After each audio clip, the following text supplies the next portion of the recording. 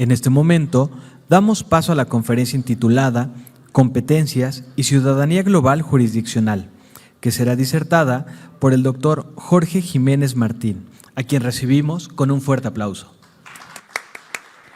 Agradecemos la presencia de la Directora General Jurídica y Consultiva del Poder Judicial del Estado de México, maestra Maribel Ruiz Manjarrés, quien fungirá como presentadora de esta conferencia y a quien cedemos el uso de la palabra.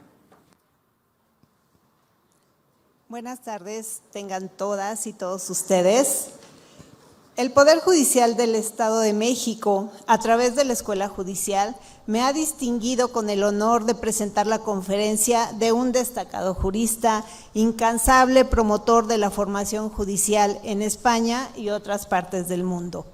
Me refiero nada más y nada menos que al doctor Jorge Jiménez Martín, de quien me permito hacer una breve semblanza. Es doctor en Derecho Procesal por la Universidad de Valladolid, actualmente director de la Escuela Judicial del Consejo General del Poder Judicial de España desde 2018, magistrado desde el año 2001, especialista en la jurisdicción de menores desde 2008, secretario general de la Red Iberoamericana de Escuelas Judiciales 2021-2023, vicepresidente de International Organization for Judicial Training de 2022 a 2025, vicepresidente de International Association of Youth and Family Judges and Magistrates, formador del programa HELP del Consejo de Europa, focal point de la Red de Integridad Judicial de Naciones Unidas. Asimismo, tiene diploma de estudios avanzados por la Universidad de Granada en Derecho Constitucional Europeo. Ha sido subdirector de la Escuela Judicial de 2015 a 2018. Durante los años 2011 a 2015, ha sido formador permanente del área de Derecho Procesal Penal y Derecho Penal de la Escuela Judicial, profesor permanente de la Escuela Nacional de la Judicatura de República Dominicana y de la Escuela Judicial de Alemania, profesor asociado de la Universidad de Almería, también consultor internacional y formador en más de 20 países, autor de diversas publicaciones en el ámbito de Derecho Penal, Derecho Procesal Penal, Justicia Juvenil, Protección de la Infancia, Formación Judicial, Ética, Control de Convencionalidad y Mediación Penal. Y sin más preámbulo, damos una calurosa bienvenida al doctor Jorge Jiménez Martín. El foro es suyo.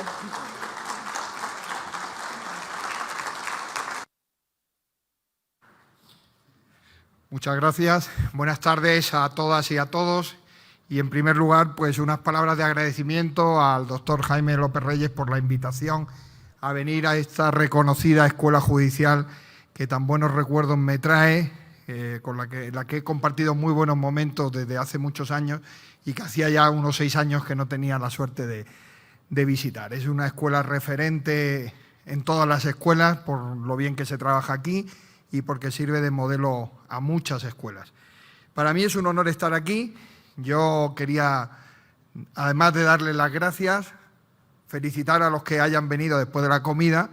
O sea, no lo sabían, pero se han ganado una pasantía gratuita en la Escuela Judicial de Barcelona. O sea, que ya comunicaremos cómo pueden ir a visitar la Escuela Judicial de Barcelona. Lo segundo que quería decirles es que sé que la hora es bastante mala, no voy a cansarles mucho, pero a mí me gusta, cuando hablo después de comer, me gusta recordar una anécdota de un guía de mi ciudad. Yo soy de una ciudad al sur de España, no sé si la conocen, se llama Granada, tiene una de las maravillas del mundo, que es la Alhambra, y entonces hay muchos guías y hay muchos grupos de chinos, no sé si hay algún chino en la sala, a lo mejor hay quien se lo parezca, pero no es chino, pero hay muchos chinos que viajan, ¿no? Y ustedes ven a los chinos que van siempre con sus cámaras sacando fotografías de todo, muy atentos, ¿no? Pues este guía se subió al autobús y de pronto vio que los chinos estaban todos dormidos, en eso que tienen los ojitos así achinaditos y demás. Y el hombre hablaba y los chinos estaban ahí, parecían su tremendo sueño, ¿no? Entonces, cuando terminó su presentación de la ciudad, le dijo a la guía: creo que se han dormido todos, que no me han aguantado. Y dice: no, No, es que no hacen falta los ojos para escuchar, están escuchándole, lo único que están escuchando profundamente. Entonces, si alguno quiere hacerse el chino, no se preocupen que yo mantendré un tono lo más neutro posible para no despertarles y no perturbar el descanso. Pero bueno, dicho esto y dado el sugerente tema por el que me invitaron aquí de las competencias y la ciudadanía global jurisdiccional, y como formador, como magistrado y director de una escuela judicial, pues es un tema que me parece muy interesante para afrontar. Y yo creo que lo primero que les pediría es que reflexionemos un poco sobre el momento presente que vivimos. Vivimos un momento, bueno, a nivel mundial donde hay guerras que antes no existían, donde supongo que aquí en México pasa lo mismo que en España, donde la guerra es el culpable de todo, de que suban los precios, de que no haya determinados productos, de que la vida sea cada vez más cara. O sea, siempre la guerra es la causa. Pero además es un momento en el que hay muchas situaciones muy convulsas, hay muchos, conflictos, hay falta de conciliación, de mediación. Como nos decían antes, es un mundo convulso, ¿no? Y es un mundo en el que es muy importante la labor del Poder Judicial. A mí siempre me gusta recordar a este señor, que no sé si lo conocerán, Federico de Prusia, yo creo que es casi un tío de todos. Este señor se le atribuye una frase muy célebre que no sé si los que estudian Derecho, que hay mucha gente joven que estudia Derecho, la conocen, que dijo un día que le alegraba mucho que había jueces en Berlín. Y ustedes dirán, ¿qué tiene que ver eso de Berlín, Alemania, que hay jueces? Este señor era rey y este señor tenía un palacio maravilloso. Y un día fue a su palacio a ver el skyline y en el palacio vio que había un molino que le dificultaba ver las vistas. Y alguno dirá, ¿y qué más da? O sea, es bonito también ver un skyline con un molino, ¿no? Imagínense las aspas, casi como Don Quijote y Sancho Panza allí. Claro, este señor les dijo a su gente, vayan a hablar el molinero y que derribe el molino. Y claro, los sirvientes del rey dijeron, vamos a ver si derriba el molino este señor. Cuando llegaron, el pobre molinero con sus manos de harina, de amasar pan, les dice, no, si es mi fuente de alimentación, ¿cómo voy a derribar yo el molino? Claro, los emisarios del rey dirían, a este le van a cortar la cabeza, a este no sabe con quién se está metiendo, ¿no? Volvieron y se lo dijeron al rey y el rey volvió a insistirle que fueran, que le dieran más dinero, que quería derribar el molino. El campesino se ve que algún conocimiento jurídico tenía o tendría algún primo o algún hermano que sabía algo de derecho y le dijo que pusiera un procedimiento contra el rey en Berlín. Una locura, ¿no? ¿Quién va a ir contra el rey en Berlín? Pero obtuvo una resolución por la cual se debía abstener el rey de derribar el molino, de perturbar al molinero. Y fue cuando cuentan la historia, la leyenda, que este señor decía que se alegraba de que hubiera jueces en su reino que cumplieran con su función. Y es de poner límite al poder arbitrario, de garantizar los derechos de los demás. ¿Por qué lo traigo aquí? Porque en este mundo que vivimos y en este mundo global, cada vez más importante la labor del Poder Judicial. Y esa labor es muy importante porque garantiza los derechos que están reconocidos en textos internacionales. ¿Y eso en qué afecta? Pues afecta en que tenemos que formar a nuestros jueces y juezas lo mejor posible. He visto alguna que se ha visto a lo mejor identificado con esta imagen de la formación en Derecho. Hay mucha gente muy joven aquí en el auditorio, pero yo el Derecho que estudié era un Derecho académico. O sea, venía un magnífico profesor que me dictaba apuntes que yo tenía que memorizar y que luego echar sobre el papel como ese señor que ven ahí. Y aquello era duro. Pero es que yo cuando accedí a ser juez en España también tuve que estudiarme muchos artículos para, perdón por la expresión, vomitar el derecho que me dijeran. Y a mí nadie me enseñó a aplicar el derecho. A mí en mi universidad, en 5 años, nadie me llevó a ver un juicio. Nadie me hizo que hiciera una simulación de lo que es un juicio.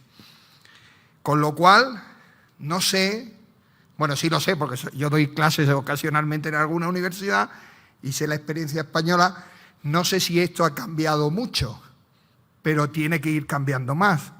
En Europa surgió el Plan Bolonia para hacerlo todo más práctico, pero tenemos que cambiar mucho más en este mundo que estamos. Otra cuestión que ha pasado en nuestro mundo, y perdón por ponerlo de Facebook, porque aquí la gente joven ya no usa el Facebook, eso es de gente mayor, ¿verdad? No de gente joven que usa el TikTok y el Instagram.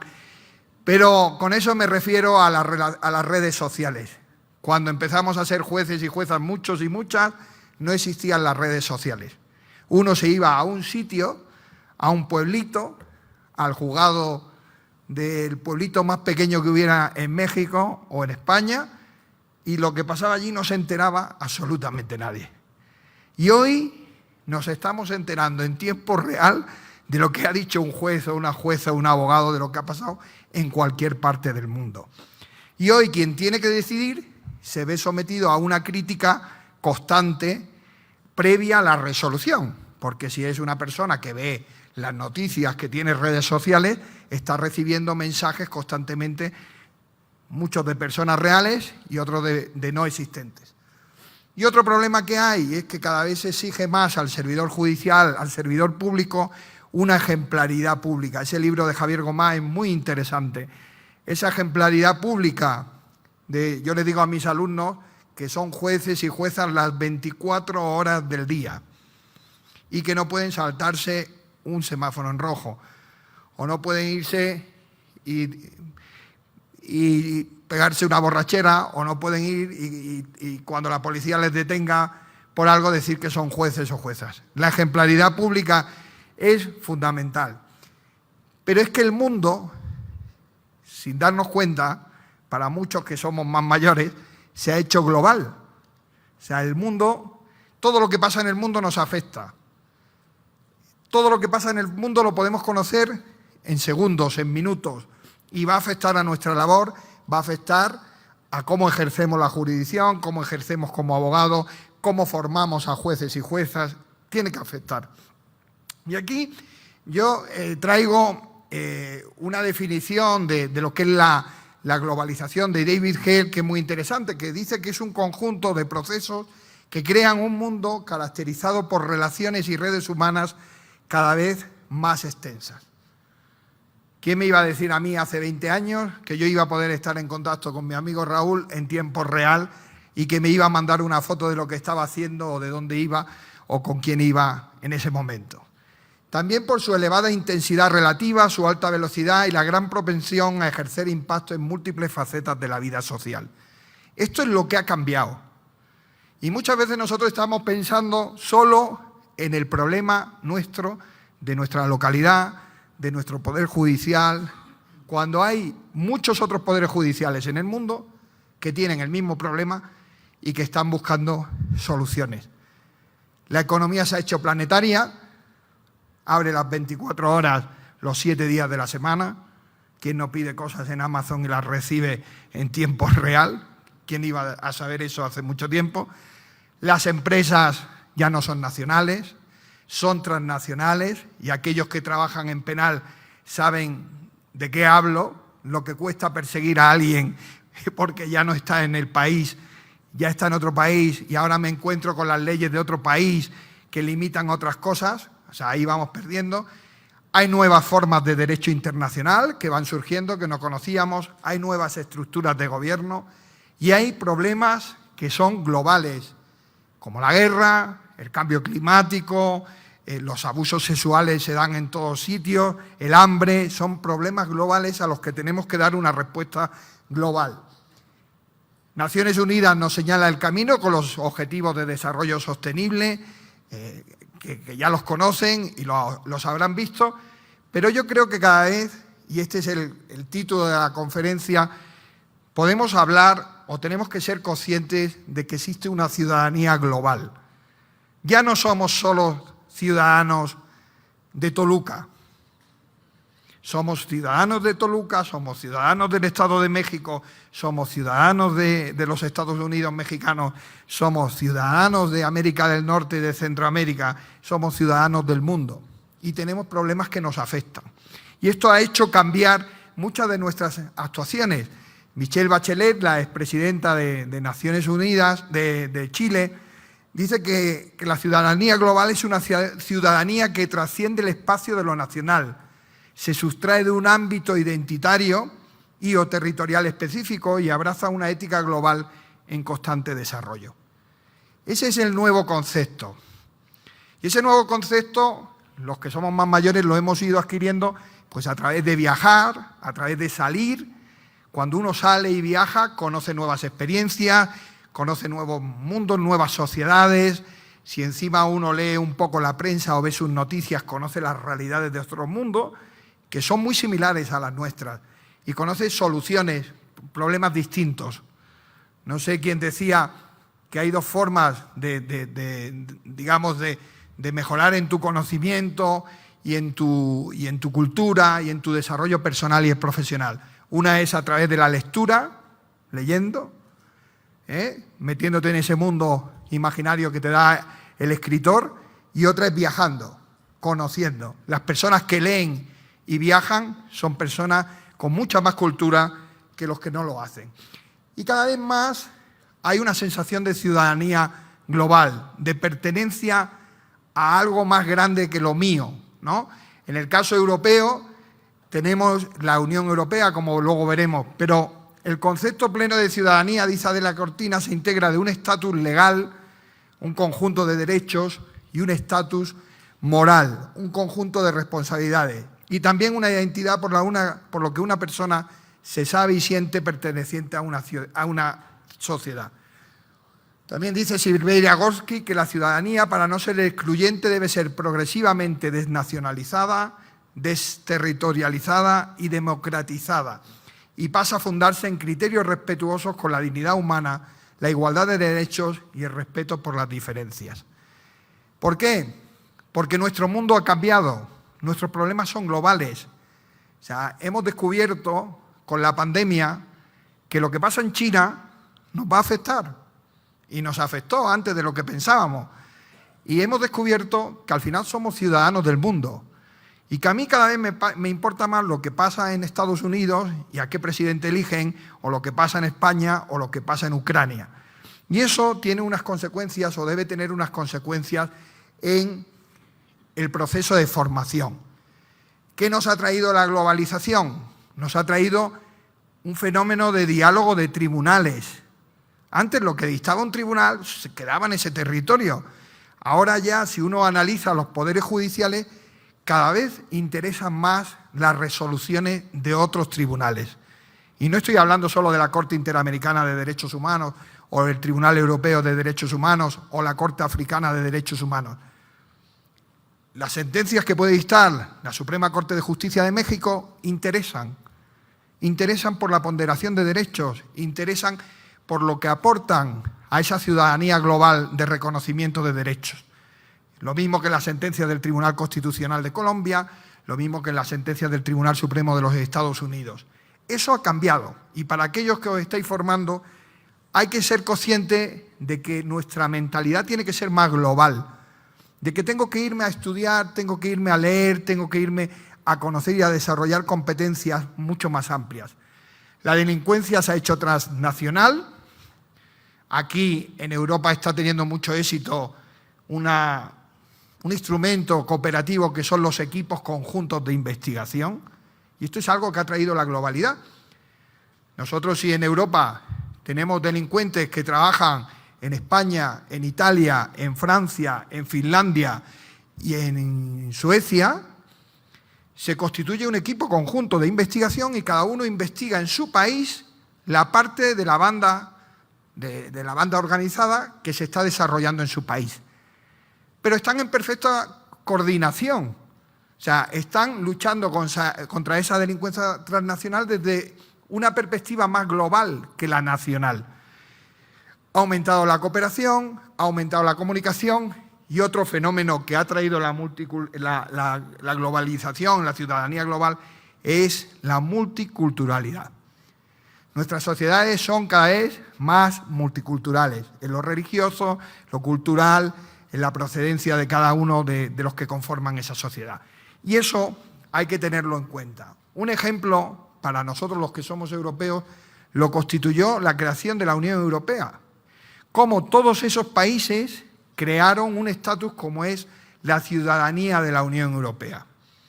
Y al principio parecía que uno era español, el italiano era italiano, el francés era el francés, pero luego ves, te sientes parte de una misma identidad, te sientes parte de una estructura, tienes un estatus de ciudadanía europea. Yo creo que en los próximos años tenemos que trabajar en ese estatus de ciudadanía global.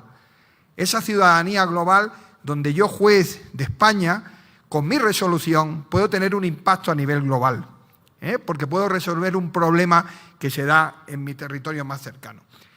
Pero, ¿cómo se fabrica un juez? ¿Cómo se hace un juez para un mundo global? ¿Qué competencias tiene que desarrollar? ¿Qué habilidades? ¿Qué actitudes?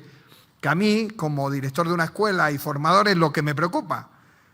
Yo creo que a mí me gusta mucho esta diapositiva porque muchas veces las cosas dependen desde la perspectiva que se ven.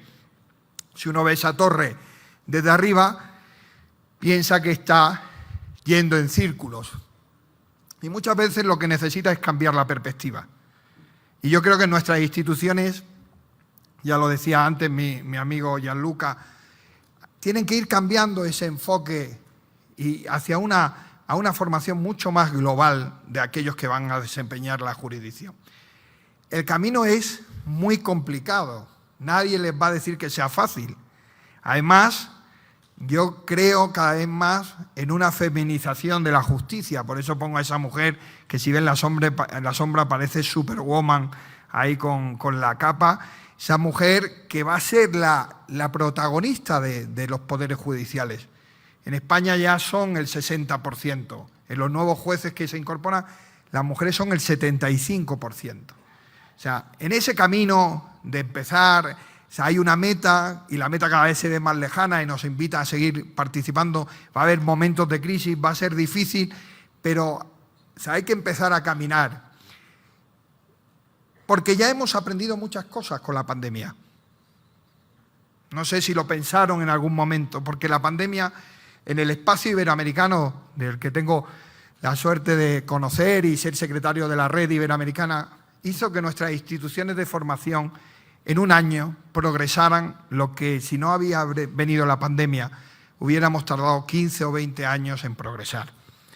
Y caminar de otra forma y cambiar esa perspectiva. Yo creo que hay que ir cambiando el concepto de juez, el concepto clásico de juez. Antes hablábamos en la comida de ese juez que está en su atalaya o cerrado o que no quiere contaminarse. Hay que ir cambiando ese modelo de juez en un ámbito enormemente digital, en un ámbito enormemente transformador, y hay que ir cambiando ese modelo para ir a otro modelo en el que se puedan utilizar otras herramientas. Vamos a ver en los próximos años que ese mundo global nos va a dar herramientas tecnológicas que pueden ser una revolución, si son bien usadas. O sea, ahí pongo un ejemplo que es una herramienta que estamos trabajando en España, que es el escritorio inteligente del juez, el Kendog. Es una herramienta que trabaja la Escuela Judicial Española con el Centro de Documentación Judicial para ya desde la formación formar a los nuevos jueces y juezas en la utilización de ese escritorio inteligente. Escritorio que va a recibir el caso, va a recibir la demanda, el caso, y automáticamente va a descubrir las citas a la jurisprudencia, a doctrina, y las va a vincular a legislación, las va a vincular con la legislación vigente y con la jurisprudencia vigente, y le va a dar al juez inmediatamente esa herramienta, que va a perder mucho menos tiempo en la búsqueda. Imagínense, si eso lo va a dar una herramienta, lo mismo nos puede dar también ese derecho que antes aprendíamos de memoria. Nos puede dar cuál es el derecho aplicable en un momento dado, solo faltará la aplicación del juez. Hay herramientas como el ChatGPT, que es el terror de la justicia. O sea, en Colombia ya hay compañeros que se han atrevido a dictar sentencias con ChatGPT y lo han puesto en la sentencia. Yo no sé cómo el órgano de apelación o la Corte Suprema no la ha anulado inmediatamente. O sea, porque no está regulado en ningún sitio. Pero en las escuelas judiciales y en las universidades nos preocupa enormemente el uso del ChatGPT para hacer los trabajos de fin de grado, para hacer los trabajos de la escuela. O sea, porque eso al final en el estado en el que estamos no significa más que una trampa. No desarrollar las competencias propias y dejarlo a una máquina, que sí, que te puede escribir una sentencia como si fuera Miguel de Cervantes, pero que no te asegura que te dé la resolución completa. Este mundo de digitalización y este mundo global va a suponer que tengamos que hacer reformas procesales. Imagínense lo que nos costó a muchos sistemas cambiar el procedimiento escrito a la oralidad. Pues ahora imagínense lo que nos va a costar cambiarlo a otro formato. La virtualidad ya fue un impacto en nuestros poderes judiciales y en las garantías de los mismos. La inteligencia artificial, esos jueces robots que van a aparecer y que tanto rechazamos los que nos dedicamos a la justicia, porque siempre decimos que la justicia tiene que ser humana. Y claro que el algoritmo que puede trabajar ese robot puede ser un algoritmo que tenga sesgo y que vulnere derechos. Pero claro, si nuestra justicia, como dice el insigne catedrático Gómez Colomer, si nuestra justicia es lenta y el Ejecutivo presenta una justicia rápida que me da respuesta en 5 segundos, ¿qué se cree que va a hacer el ciudadano? Quedarse con la justicia rápida. Dice, claro, ahí los ingenieros informáticos dicen que el principal obstáculo para que progrese la inteligencia artificial son los jueces y las juezas, que son los que se oponen al uso de esa inteligencia artificial. Habrá que ver de qué forma esa inteligencia artificial se integra en nuestros poderes judiciales. Hay muchísimas aplicaciones que pueden ser muy útiles a nuestros poderes judiciales, pero hay muchos riesgos. Y en los riesgos no están formados nuestros abogados, abogadas, jueces y juezas. Todavía hay muchos que utilizan su correo electrónico del Poder Judicial para darse de alta en cualquier aplicación.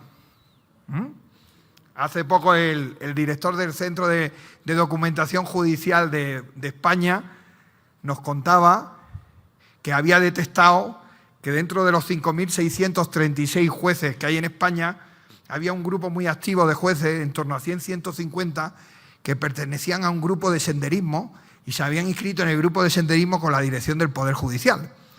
En el grupo de senderismo había habido una fuga de información y había saltado a la luz que había cuentas del Poder Judicial ahí. Pero ¿qué no les digo en otro tipo de aplicaciones? Y piensen ustedes y piensen mal, de tipo erótico sexual, de tipo de venta de servicios, de otra cosa. Son riesgos que habrá que formar en nuestras escuelas y en nuestros centros de formación en cuanto al uso de esas herramientas.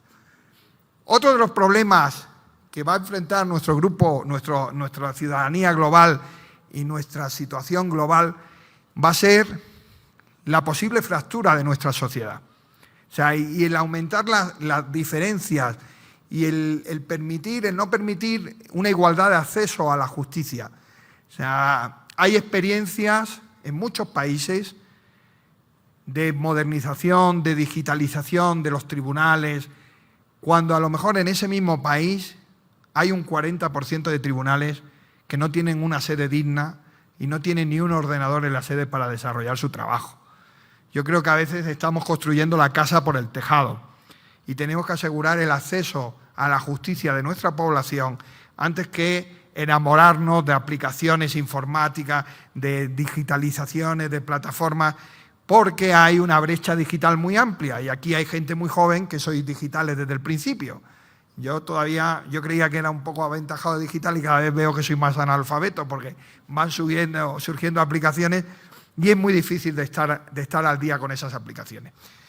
Pero bueno, yo creo que en este escenario, como decía Albert Einstein, en estos momentos de crisis, pues solo la imaginación es más importante que el conocimiento. Estamos en un mundo global, estamos en un mundo tecnológico y lo que hace falta es gente con imaginación para seguir, vamos a acordarnos de Federico de Prusia, seguir teniendo jueces en nuestros estados, seguir teniendo jueces que sean garantes de los derechos fundamentales de todas y de todos. Y aquí empiezo la segunda parte de lo que quería presentarles, porque, claro, en este escenario global, ¿qué competencias hay que trabajar en nuestras escuelas? ¿Qué competencias trabajamos, por ejemplo, en mi escuela judicial para desarrollar los mejores jueces o juezas que puedan servir no solo al Estado, sino en ese concepto de ciudadanía global? Las competencias clásicas que hasta ahora hemos tenido en desarrollo son las técnicas, las relacionales, las funcionales, las analíticas y las personales. Pero en este cuadro lo podrán ver mejor. ¿Qué es lo que yo quiero de un juez? Que tenga una capacidad técnica, jurídica y procesal muy buena. ¿Cómo voy a desarrollar eso? Los tengo que entrenar en esa capacidad técnico-jurídica. Yo los entreno con el método del caso. Yo no los entreno dándoles una clase magistral como yo puedo darles una conferencia aquí, porque solo van a aprender haciendo. Y generalmente a un juez le gusta que le enseñe un juez, porque cree que le está enseñando a alguien que ya ha pasado por esa experiencia. No quiere decir que no sea necesario que participen otros profesionales.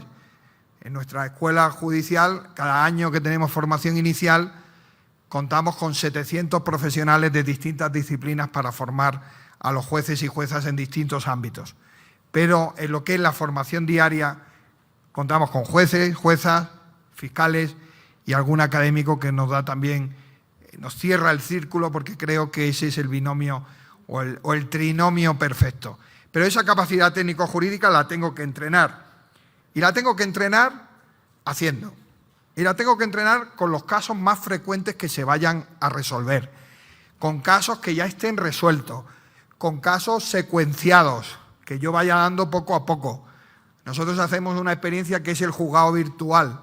Y es que tenemos un juzgado real que recibe una demanda y automáticamente la recibe el juez en prácticas. Tal que la recibe el juez en prácticas tiene que resolver. Cuando la recibe el juez titular, al juez en prácticas le llega la resolución del juez titular y compara. Y luego el día de la audiencia se la preparan, nos conectamos con el juzgado, se entrevista el juez en prácticas con el juez titular, ven lo que va a pasar, se visiona lo que pasa y luego se comenta. Y luego cada uno dicta su resolución. Y ahí, con un docente, se puede avanzar en esa capacidad técnico-jurídica. Pero también la expresión escrita. O sea, lo decía el presidente esta mañana, la comunicación. O sea, ya basta de sentencias que son copia y pega de resoluciones y resoluciones y resoluciones interminables. La sentencia tiene que ser concisa, clara, con un lenguaje directo, y hay que trabajarlo. Y hay que trabajarlo con argumentación jurídica, hay que trabajarlo con filólogos, filólogas que te expliquen bien cómo mejorar el lenguaje. Porque el que estudió Derecho no le dieron clases de lenguaje jurídico. A lo mejor ahora en los programas sí, pero a mí no. La expresión oral, también fundamental. Si el juez o la jueza va a dirigir una audiencia, tendrá que saber expresarse.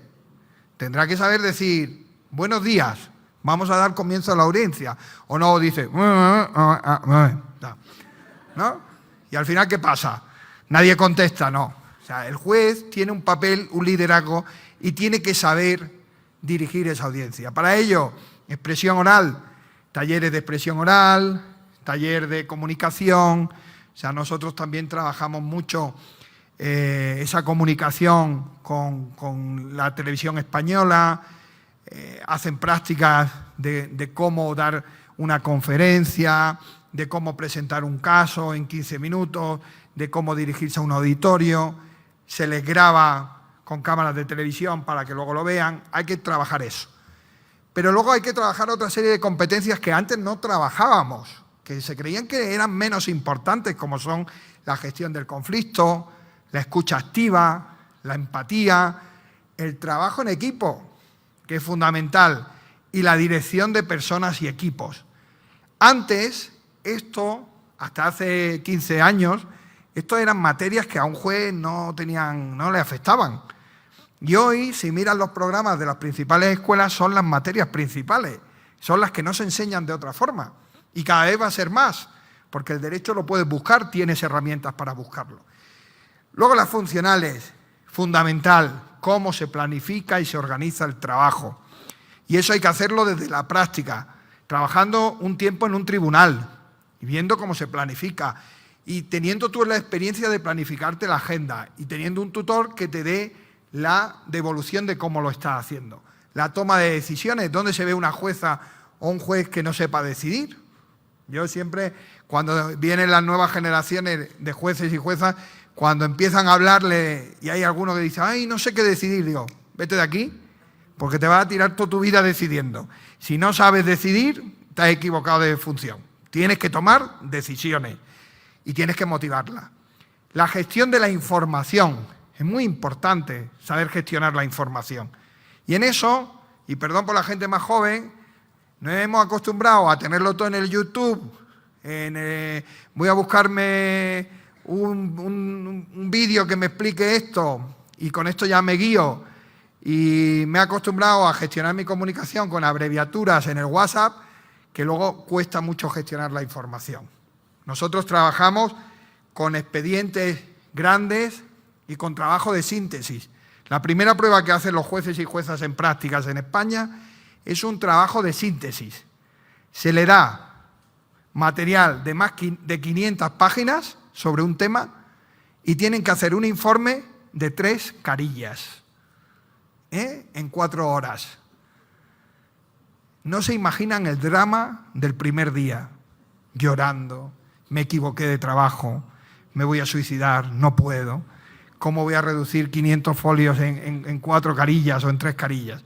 Es fundamental saber trabajar eso. El razonamiento analítico, el razonamiento sintético, el razonamiento verbal.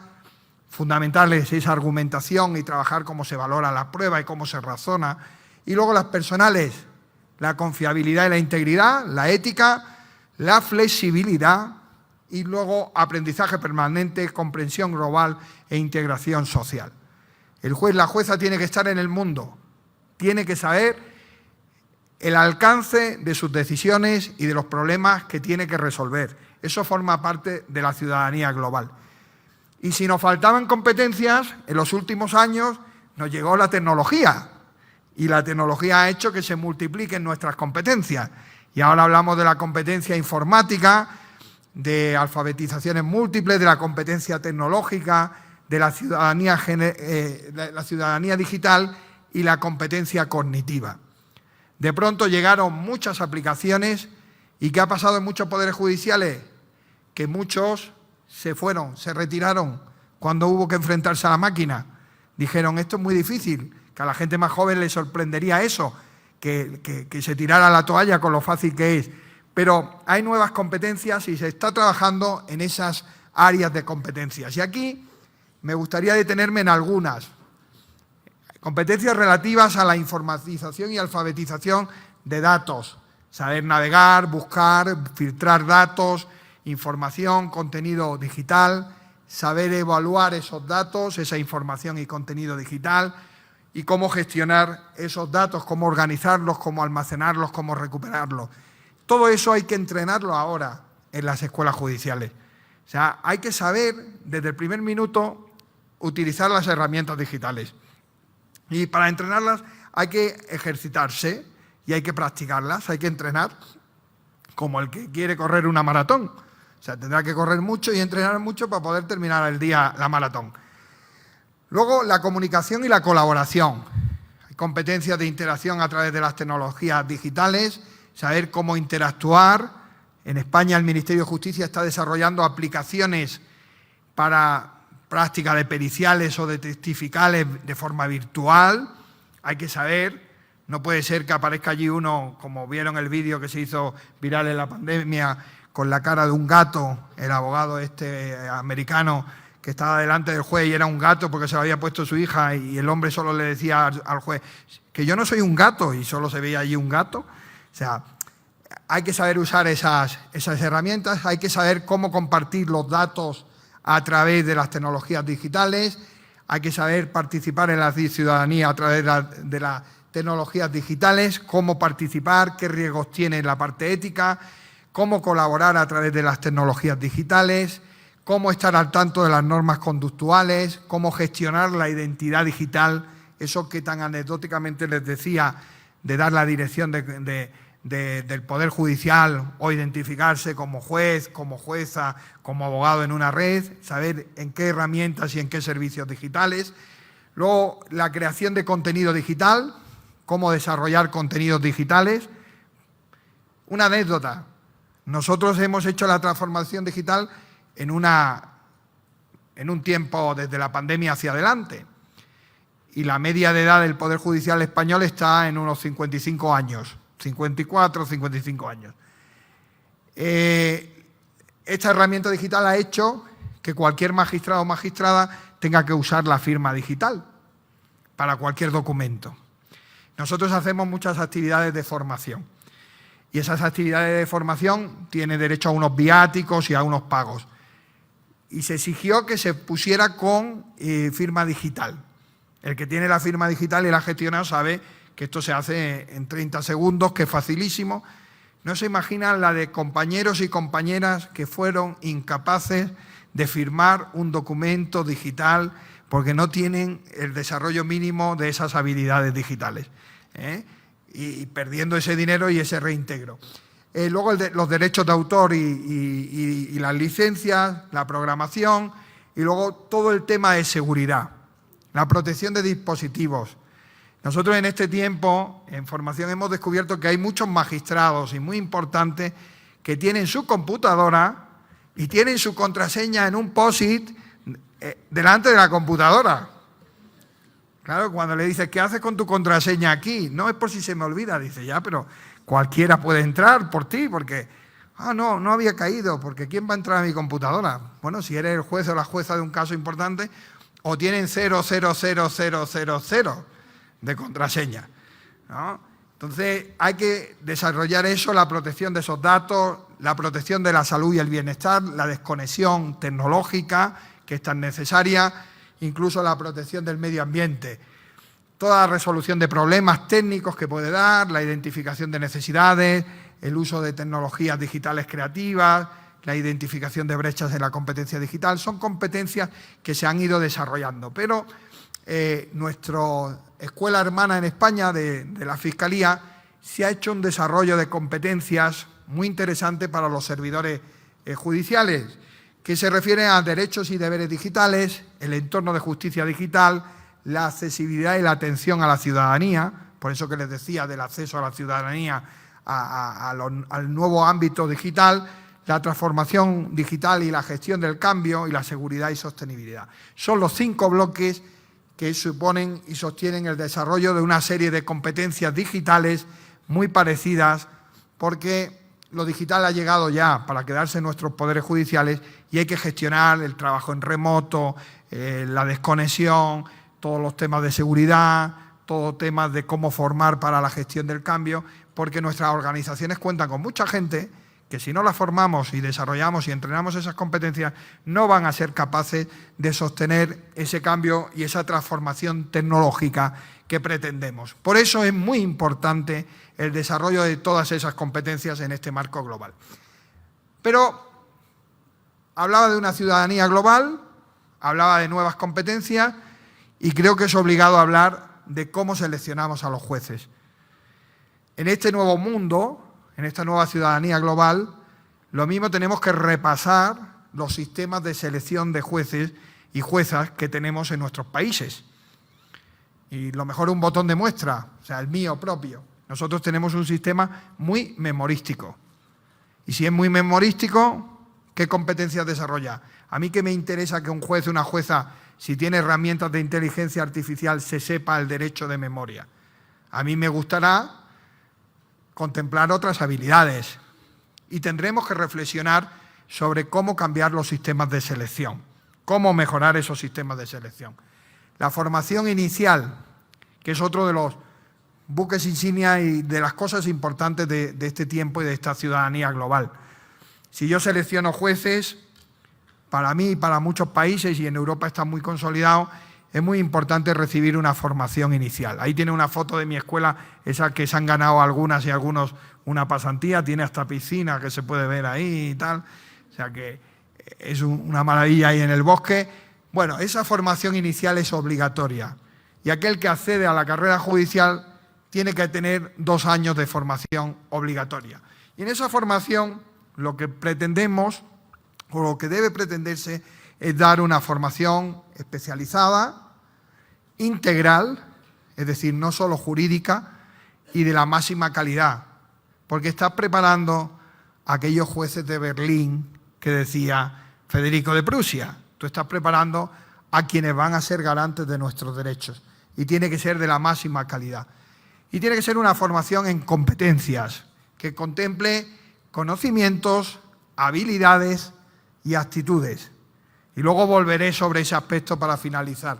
Y luego tiene que ser una formación adaptada a la realidad actual de la sociedad global. Cada vez la formación tiene que ser mucho más amplia, tiene que trascender las fronteras de nuestro Estado, tiene que conocer los problemas de la humanidad, tiene que conocer referentes de la humanidad, tiene que conocer resoluciones de otros países. Cada vez tiene que ser más global, no solo de nuestros juzgados y tribunales, sino también de órganos supranacionales que están marcando la línea. ¿Qué pretendemos? Lo decía el director de la escuela y el presidente esta mañana. Muy importante el saber, el conocimiento, pero es más importante para una escuela el saber hacer y el saber ser. Es donde se transmite en esa escuela profesional, no tiene que haber conferencias magistrales, sino tiene que haber mucho de hacer y mucho de transmitir el ser.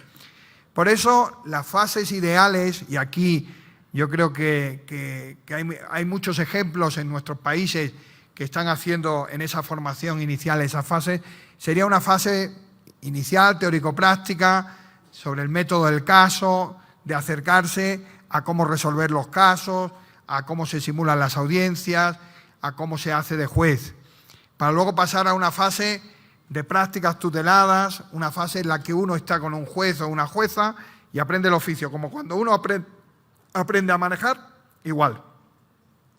El juez le deja el auto y se pone al lado y le va corrigiendo si se equivoca.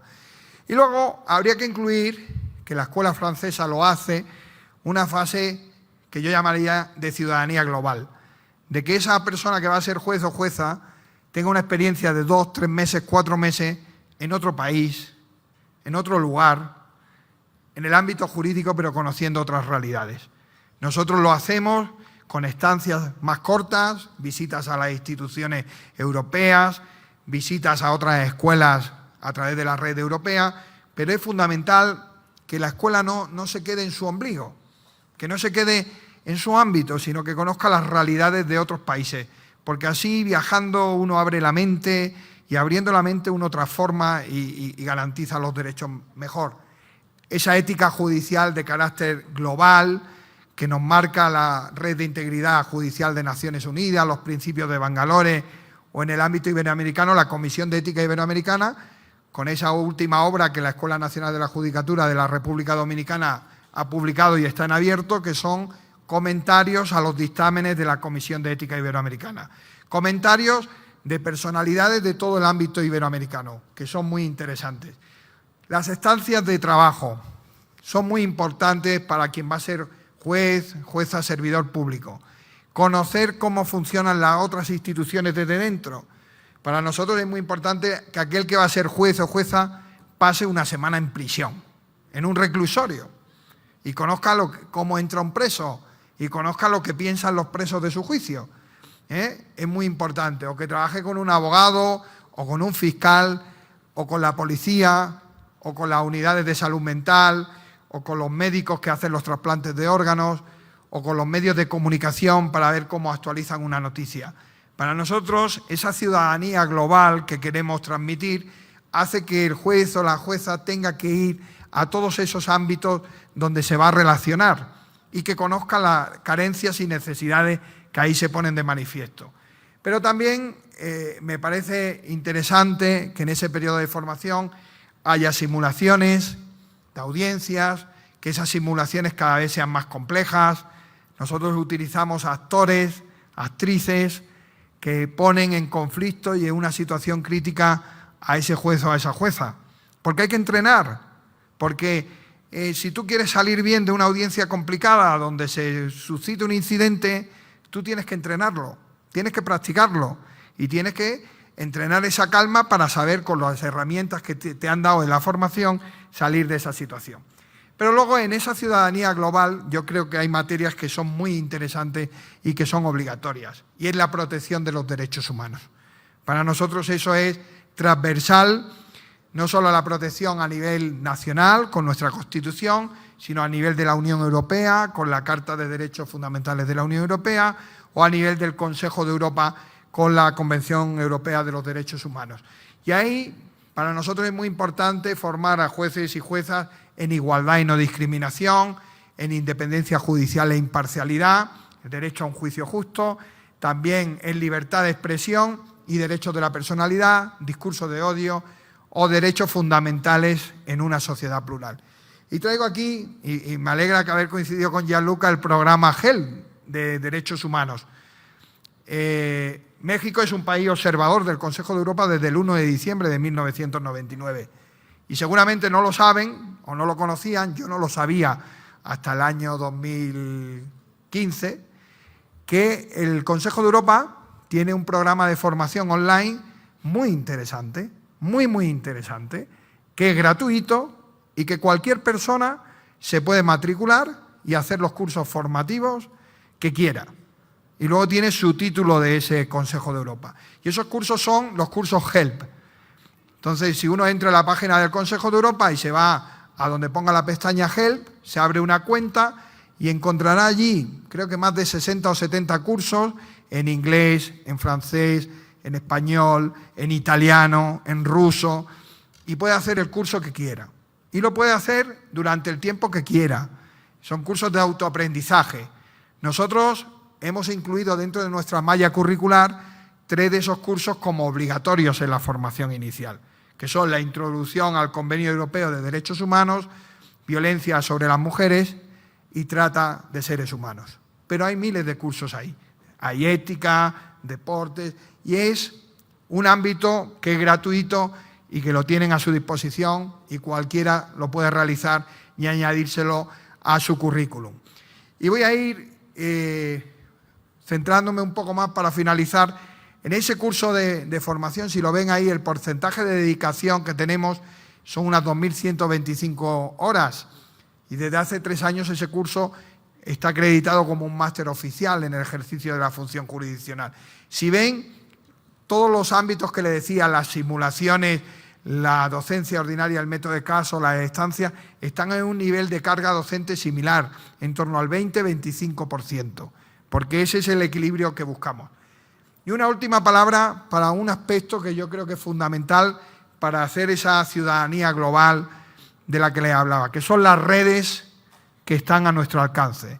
Y nosotros tenemos redes que son muy importantes, la Red Europea de Formación Judicial, que ya le habló mi compañero Gianluca esta mañana, que voy a hablar muy poco de ella, la Red Iberoamericana de Escuelas Judiciales, que es la que más les afecta, en la que estamos 29 instituciones, y que también oferta un catálogo de formación virtual y da muchísimas oportunidades de formación, la Organización Internacional de Formación Judicial y la Red Euroárabe.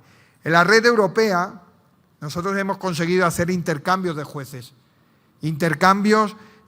que están en formación, intercambios lingüísticos, intercambios individuales, intercambios grupales. Miembros de un tribunal se han ido a otra ciudad de Europa, financiado por la Unión Europea, para conocer el trabajo de esos jueces. Así se construye una ciudadanía europea y así se construye una ciudadanía global. Si tú sales de tu territorio, conoces lo que hacen otros colegas, los problemas a los que se enfrentan y cómo los resuelven. Aparte tenemos muchísimos cursos. Pero claro, permítanme traer aquí esta cita del Principito de Antoine de Saint-Exupéry, que dice que si tú quieres construir un barco, no reúnas a los hombres y mujeres para darles órdenes, para explicarles cada detalle, para decirles dónde encontrar cada cosa. Si tú quieres construir un barco, evoca primero en el corazón de los hombres y mujeres el anhelo del mar abierto, libre y ancho. Yo creo que esa ciudadanía global se evoca desde ese corazón mundial de acercarnos a los problemas globales y desde ahí ir construyendo nuestros programas de formación. Y una última palabra para la formación continua, que es muy importante y que no se puede olvidar. En muchos países esa formación continua no es obligatoria, es un derecho del juez, se supone que es una obligación formarse, y más en este mundo global que les estaba presentando, pero no es obligatoria en muchos países. En otros se exigen 20 horas, 40 horas. Yo creo que es fundamental tener una obligatoriedad de alguna parte de la formación, tener itinerarios formativos para los jueces, diversificar modelos de formación, trabajar mucho con los jueces las llamadas habilidades blandas, hacer reciclaje para los jueces que llevan mucho tiempo en activo, tener nuevas metodologías y sobre todo a mí me preocupan mucho los órganos colegiados, porque los órganos colegiados hay que trabajar más desde establecer consensos y la comunicación. Y muchas escuelas no tenemos programas que vayan especialmente dirigidos a esos órganos colegiados para mejorar sus técnicas de comunicación, sus formas de comunicación y trabajo y la mejora de su relación profesional para dar un mejor trabajo. Por eso voy a terminar con un par de citas. Les decía antes que es muy importante los conocimientos, las habilidades y las actitudes. Pero para mí me van a permitir que use esta fórmula matemática, no voy a dar una clase de matemáticas, es una fórmula que utiliza un coach que se llama Víctor Coopers, que si lo googlean tiene muchos vídeos por allí y que viene a nuestra escuela judicial a dar alguna charla motivacional y que creo que es verdad y que resume el título de la ponencia, ¿qué competencias para una ciudadanía global jurisdiccional?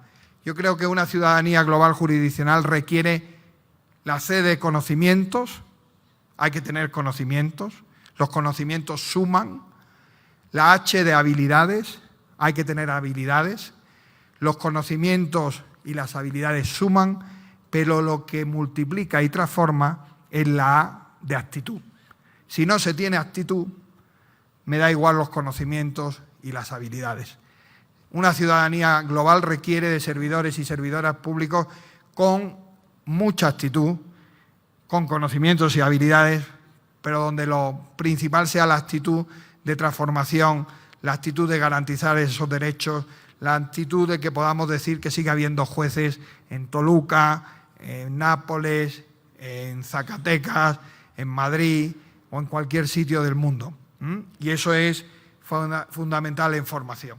Porque decía Luis Soldevilla que es la actitud y no la aptitud lo que determina tu altitud. Y para mí, en estos años que llevo en formación, es clave esa cita. Y creo que estamos en un momento, como dice Jodorowsky, es como la imagen esta del huevo. O sea, el huevo, si se rompe desde fuera, el huevo se rompe, se destruye, acaba la vida.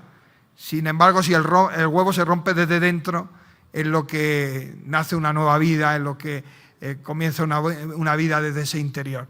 Y yo creo que al final lo que requiere esta ciudadanía global y estas competencias es cambiar esa dinámica y que no te pille el huevo desde fuera, que no te ocurra como esos compañeros españoles, jueces y juezas, que ante la transformación digital tiraron el huevo, se rompió y se fueron del Poder Judicial porque no podían combatir con estos cambios, sino que el cambio te provenga desde dentro, desde la formación.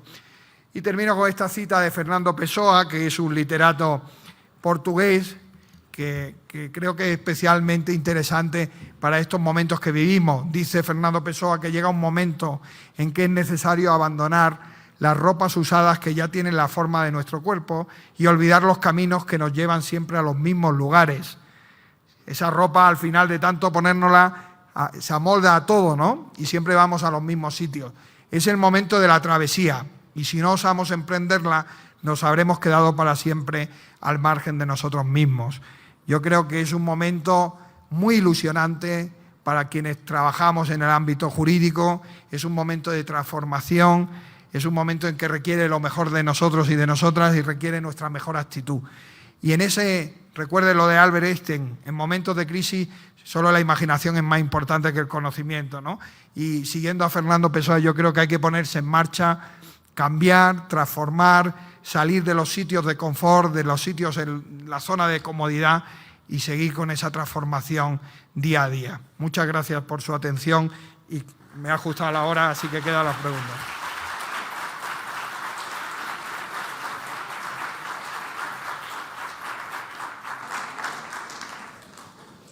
Pues muchas gracias, doctor Jorge Jiménez Martín. Nos quedamos con interesantes reflexiones acerca de este tema importante en la función jurisdiccional.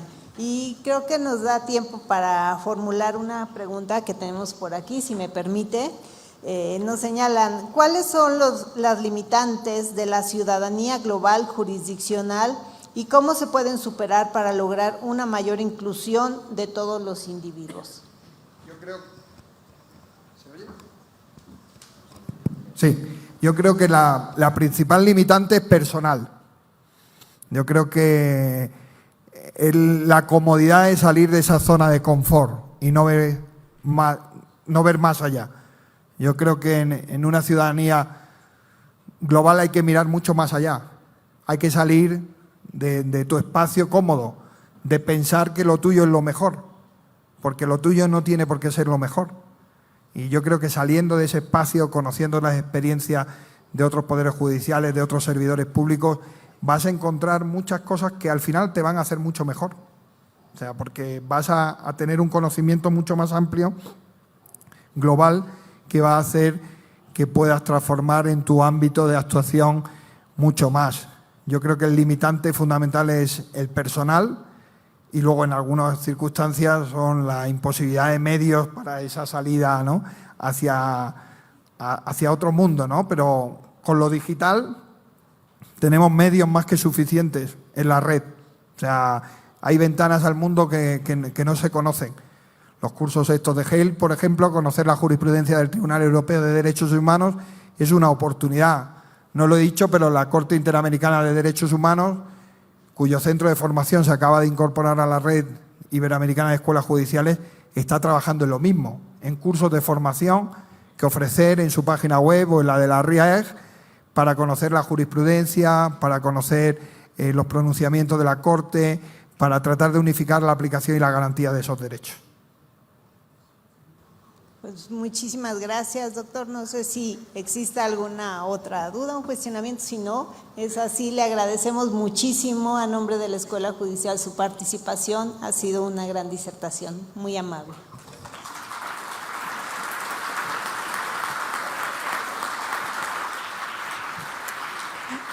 Agradecemos la brillante participación de nuestro conferencista. En este momento se hace entrega de un muy merecido reconocimiento, así como de un obsequio por su destacada disertación al doctor Jorge Jiménez Martín.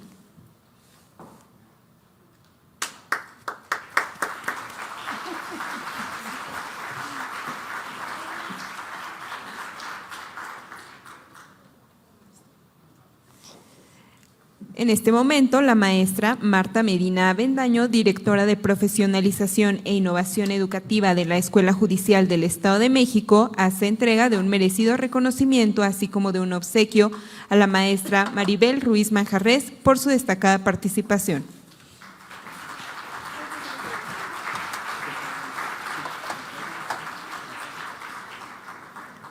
En este momento se llevará a cabo una toma de fotografía.